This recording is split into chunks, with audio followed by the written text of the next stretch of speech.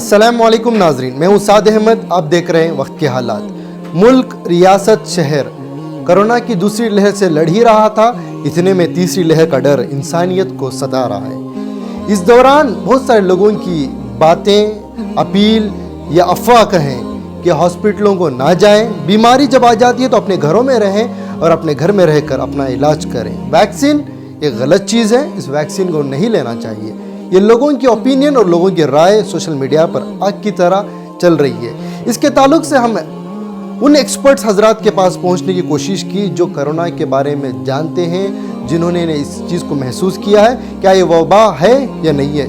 ये सवाल बहुत सारे दिनों से बहुत सारे लोगों के जहन में है और बहुत सारे लोग इसका जवाब दे चुके हैं। लेकिन आज हम एक ऐसे शख्सियत के पास पहुँचे जिन्होंने अपनी ज़िंदगी का बहुत बड़ा हिस्सा इंसानियत की खिदमत के पीछे लगाया है और इंसानियत की तबीयत और इंसानियत की सेहत के लिए बहुत काम किया है। जी हाँ, हम बेंगलुरु शहर से डॉक्टर कासमी साहब की बात कर रहे हैं, जो एक हकीम हैं और अल्हम्दुलिल्लाह कोरोना के ऊपर भी इनकी बड़ी रिसर्च है और अल्हम्दुलिल्लाह इन्होंने बहुत सारे लोगों को इसके बारे में सही इल्म दिया है। तो हमने कोशिश की कि अब तक यानी हमारे जो नाजरीन हैं उन तक भी इनकी सारी बातों को सुनाया जाए। जो मैंने आपके सामने जो सवालात रखे, क्या बीमारी आने के बाद हॉस्पिटल जाना है या नहीं जाना है, क्या वैक्सीन लेना है या नहीं लेना है, वैक्सीन सही चीज़ है या गलत चीज़ है। तो आइए हम डॉक्टर कासमी साहब जो हकीम हैं उनके पास, उनके दवाखाने में पहुँचे, यानी हमारी टीम वहाँ पर पहुँचकर उनसे रूबरू सवालात किए। अल्हम्दुलिल्लाह डॉक्टर कासमी साहब ने बड़े अच्छे अंदाज़ में इसके सारे जवाबात तफसीली अंदाज़ में दिए हैं। तो आइए एक बार हम उन सब चीज़ों को, उन सब बातों को आपके सामने पेश करते हैं।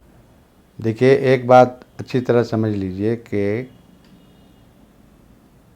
हर बीमारी तकरीबन पुरानी ही होती है, लेकिन जब वो अपनी नई शक्ल इख्तियार करती है तो उसका नाम नया हो जाता है। ये वबा की शक्ल में ये बीमारी फैली है तो इसकी शक्ल बदल गई। इसका जो हमला करने की जो क़ुव्वत है वो तब्दील हो गई, यानी अब ये फेफड़ों पे हमला करती है बीमारी, तो इसका नाम बदल दिया गया, नाम नया रख लिया गया। मसलन हर साल तूफ़ान आता है, समुद्री तूफ़ान हर साल आता है, लेकिन हर तूफ़ान का नाम नया रखा जाता है नहीं कहता। आप लोग मीडिया के लोग हैं, मालूम है, हर तूफ़ान का नाम नया रखा जाता है। हम कहें कि भाई वो तो तूफ़ान है, नया हर तूफ़ान का नया नाम रखा ही जाता है। और इसको मिसाल से समझिए, दस्त होना, जुलाब होना, लूज़ मोशंस होना और वॉमिटिंग होना यानी क़य होना, ये बहुत पुरानी बीमारी है, जब से दुनिया बनी है तब से है। लेकिन वही जब वबा की शक्ल इख्तियार कर लेती है तो उसका नाम बदल जाता है। उसको कॉलरा बोलते हैं, ठीक है। बदन में दर्द होना, तेज़ बुखार होना, बदन टूटना, अनइजीनेस फील करना, बदन कसकसाना, ये बहुत पुरानी चीज़ है, ये तकलीफ़ है। लेकिन जब ये वबा की शक्ल इख्तियार कर लेती है ये चीज़ें, तो इसको कहते हैं चिकनगुनिया। इसी तरह नज़ला ज़ुकाम होना, ये बहुत पुरानी बीमारी है, लेकिन जब यही चीज़ वबा की शक्ल इख्तियार कर गई अभी 2 साल के अंदर, तो उसका नाम कोरोना रख दिया गया। यहाँ पर जो है बीमारी, मगर ये सबसे जो है इसके अंदर सवाल ये उठता है, ऐसी सूरत में जब इस तरह की आम बीमारियाँ वबा की शक्ल इख्तियार करती हैं, तो क्या वजह है और क्यों जो है, कहाँ से चूक होती है, या बीमारियों को ऐसी क़ुव्वत कहाँ से मिल जाती है कि लोगों के नॉर्मल ज़िंदगियों को वो तबाह और बर्बाद कर देती हैं। देखिए, बीमारियाँ फैलने की बहुत सारी वजूहात हैं।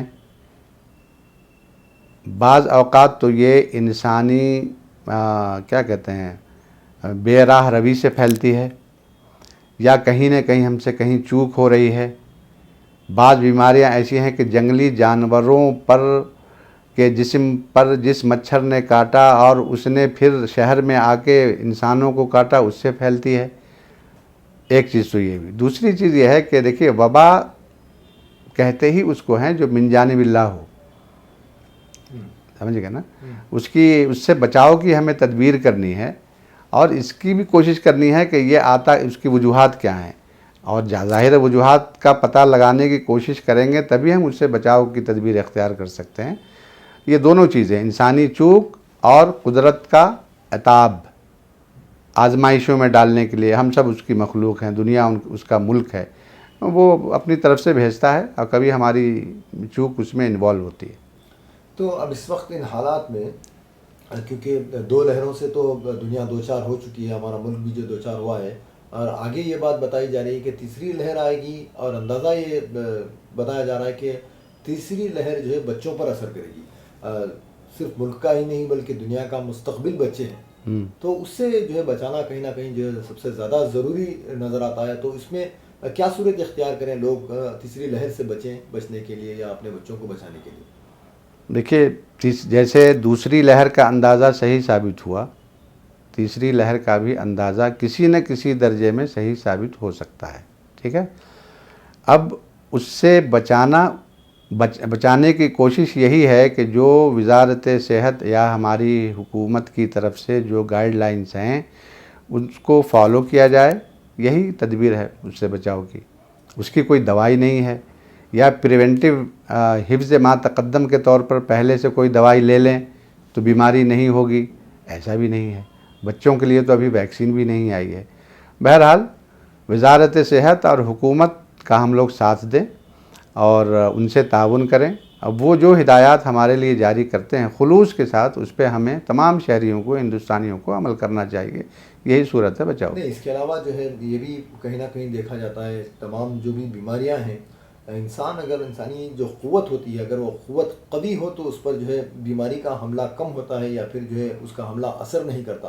तो क्या ऐसी कोई दरमियानी सूरत इख्तियार नहीं कर सकती कि बच्चों को इम्यूनिटी कहें या उनकी जो जिस्मानी क़ुव्वत को आगे इतना बढ़ा दिया जाए कि अगर वबा आए भी तो उन पर हमला उनका असर ना हो, ऐसी कुछ सूरत निकल सकती है? देखिए, बच्चों के अंदर आप क़ुव्वत मुदाफ़ियत और इम्यून सिस्टम की बात कर रहे हैं जी, यही है ना, कहना चाह रहे हैं आप? हाँ।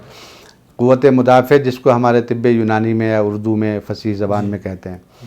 बच्चों में क़ुव्वत मुदाफ़ियत हम लोगों की बनिस्बत पहले ही ज़्यादा है, क्योंकि बच्चे जो हैं जिस उम्र में हैं वो ग्रोथिंग एज है, उनके अंदर क़ुव्वत नुमू हर वक्त वो क़ुव्वत काम करती है। इसलिए इन बीमारियों का असर बच्चों पे पड़ता तो है, लेकिन उस कदर जानलेवा नहीं हो सकता या होता है जिस कदर हम जैसे 60+ वालों के लिए जानलेवा होता है। समझ गए? तो उसके लिए क्या है कि मुतवाज़िन ग़िज़ा खाएँ, साफ़ सुथरी ग़िज़ा लें, साफ़ सुथरा पानी पिएँ, इख्तलात से, भीड़ भाड़ की जगहों से बचें। अब देखिए, हुकूमत ने अब तक स्कूल नहीं खोला, क्यों? हुकूमतें हमारी दुश्मन नहीं हैं, हमारी भलाई चाहती हैं ना। गैदरिंग होगी, मेल मिलाप ज़्यादा होगा, भीड़ भाड़ होगी, बच्चों के इन्फेक्टेड होने का ख़तरा बढ़ जाएगा, इसलिए जो है ये एहतियात बरतने के लिए कहा गया है। ये वबा के दौरान ये भी चीज़ देखी गई है कि कहीं जो इम्यूनिटी कहें, जैसे कि जिस्मानी क़ुव्वत को बढ़ाने की जो कोशिशें यूनानी से कहें या फिर आयुर्वेदिक से कहें या आम तौर पर भी लोग जो है ग़िज़ाओं में इजाफ़ा करके जो करें, कहीं ना कहीं जो है इरक़ान का भी जो अंदेशा उसमें दिखाई देता है कि अगर ज़्यादा ज़रूरत से ज़्यादा जब हो जाती है ग़िज़ा भी या इस तरह की क़ुव्वतें भी, तो दूसरी वबाओं में या दूसरी बीमारियों में मुब्तला होता है लोग। तो इसको राह इत्तेदाल कैसे इख्तियार करें? राह इत्तेदाल बस यही है कि अपने डॉक्टर्स, अपने मुआलिज के मशवरे से लें और उनके राब्ते में रहें। देखिए, हर चीज़ का उसकी मुतय्यन मक़दार में लेना मुफीद है। शहद बहुत अच्छी चीज़ है, 5 किलो शहद पी जाऊँ मैं तो वही शहद मुझे बीमार कर देगी। दूध जन्नत की ग़िज़ा है, शहद जन्नत की ग़िज़ा है, सेब जन्नत की ग़िज़ा है। अब इसको 5 किलो को सेब खा जाए तो एतदाल का नाम ही है दवा और एतदाल का नाम ही है हिफ्ज़ मा तक़द्दम। यानी जो चीज़ें इम्यूनिटी बढ़ाती हैं उसको एतदाल के साथ इस्तेमाल करें। अपने मुआलिज और इसके माहिरीन जो हैं, न्यूट्रिशन के डॉक्टर्स भी होते हैं, हाँ, उसके भी डॉक्टर्स होते हैं, तो उनसे रब्ता करें। हकीमों से, हम जैसे फ़कीर बैठे हैं भाई, हमसे ही पूछ लें कभी कभी, कभी हमारी भी अहमियत बढ़ाएं आप, बस ये है। तो यानी कि वाज़ेह तरीन बात यह है कि जो जिनके पास तजुर्बात नहीं है ऐसी सलाहों से भी परहेज़ करना चाहिए लोगों को। बिल्कुल बिल्कुल, मैं तो पिछले 1.5-2 साल से ये कहता आ रहा हूँ अपने मरीज़ों से, अवाम से, दोस्तों से, रिश्तेदारों से कि अवामी नुस्ख़ों पे कभी अमल ना करें। आपको यकीन नहीं होगा, इस कोविड की वबा के दौरान पब्लिक ओपिनियन पे अमल करके बहुत सी जानें चली गई। किसी ने कहीं देख लिया सुन लिया कि भाई नाक में नींबू का अर्क टपकाने से कोरोना चला जाता है। अब इतना ऐसा टपका दिया कि जान ही चली गई। किसी ने कहा कि भाई अनार का जूस पिलाओ, दही छाछ खिलाओ, वो उनका लंग्स पहले ही इन्फेक्टेड था, वो देने के बाद जो है और जाम हो गया और सैचुरेशन और लो हो गया उसका, मरीज़ का, जान के लाले पड़ गए। तो देखिए, डॉक्टर्स और मुआलिजीन के मशवरे से ही काम करना चाहिए। अपना दिमाग हरगिज़ इलाज में नहीं लगाना चाहिए। सेल्फ ट्रीटमेंट बहुत नुकसानदेह होता है। इसके अलावा जो घरेलू नुस्खे कहे जाते हैं, जो जी आबाओ अजदाद के ज़माने से सिलसिलावार चले आ रहे हैं, ऐसे नुस्खों में क्या कोई फ़ायदा है या फिर जो है नुकसानदा हो सकते हैं? नहीं, देखिए, एक है ग़िज़ाई नुस्खे, एक हैं ग़िज़ाई नुस्खे और एक है गैर ग़िज़ाई नुस्खे। दवाई के तौर पर, दवाई के तौर पे जो नुस्खे मशहूर हैं उसके लिए तो मशवरा करना चाहिए, और ग़िज़ाई नुस्खे जो हैं वो अपने घर के बड़े बुज़ुर्ग सब जानते हैं।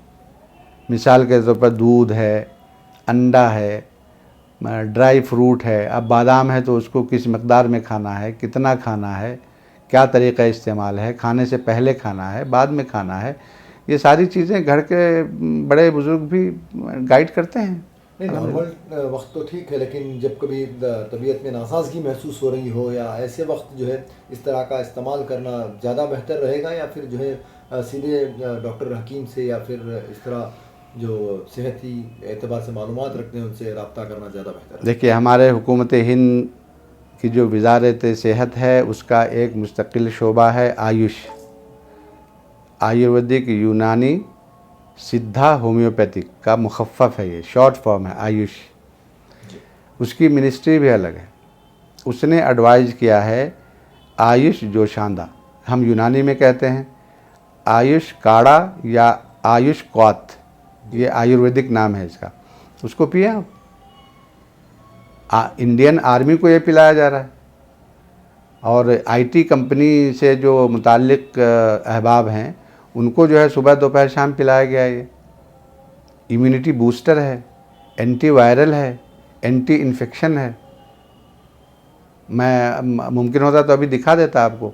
बहुत अच्छी चीज़ है, इसको इस्तेमाल करें। और हमारी हुकूमत और वजारत सेहत एडवाइस करती है कि इसको कम से कम एक बार लें अपने बचाव के लिए, और अगर तबीयत में नकाहत है तो 2 बार लें। जिस तरीके से कासिम साहब आपने अभी अर्ज़ किया कि पब्लिक की ओपिनियन पर बहुत सारी जानें चली गई, पब्लिक की ओपिनियन दूसरी जानिब से ये भी है कि वैक्सीन नहीं लेना चाहिए, और जब बीमारी आ जाती है तो हॉस्पिटल नहीं जाना चाहिए, हॉस्पिटल जाते हैं तो लोगों को मार दिया जा रहा है, ख़त्म कर दिया जा रहा है। ये कहाँ तक सच है, इसके ऊपर आप क्या? देखिए, माशाल्लाह आपने एक साथ कई सवाल जोड़ दिए एक ही सवाल में, समझ गए? ये जो आपने एक साथ 3-4 सवाल कर दिए, बहुत अच्छे सवालात हैं ये।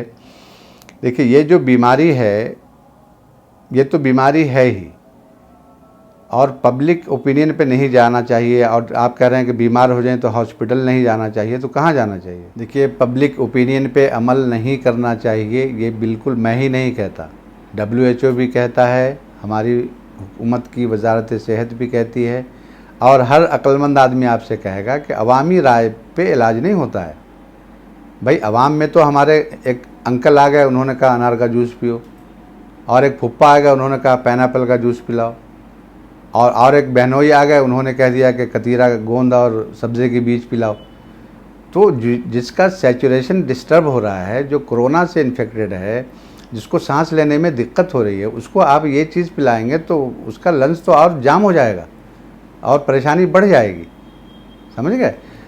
अगली बात आपने फरमाई कि पब्लिक ओपिनियन एक तरह की ये भी आ रही है कि वैक्सीन ना लिया जाए।